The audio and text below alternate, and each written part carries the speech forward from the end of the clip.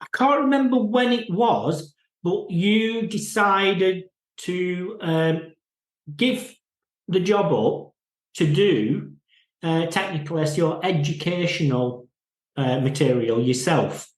Now, why? What spurred you on to make that decision? The big move from a regular income to I want to educate people myself on technical SEO. Did you find that there was a missing need for it? Yes, I think. Well, first of all, I'm a continuous learner. And when I say that, it means that I don't only go on YouTube or read blogs. There's nothing wrong with that. But I buy courses. I buy courses all the time and I go through them. So it helps me to get shortcuts to get to the end point when I want to be much faster.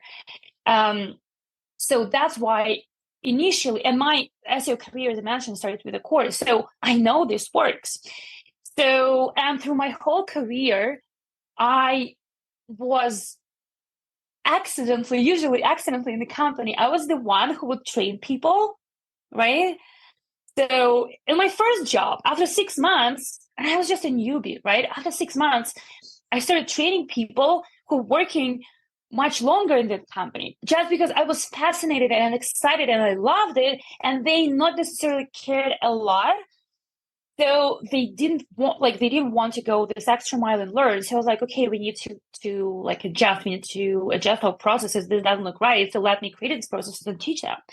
And this happened through the whole career. So when I quit my job in 2019, I decided, okay, so I'm going to work with clients and I'm going to teach people too. So I created my first course. It was on general SEO, all aspects of SEO. And then I realized that the aspect that I love the most and that people love the most, how I teach it, is technical SEO.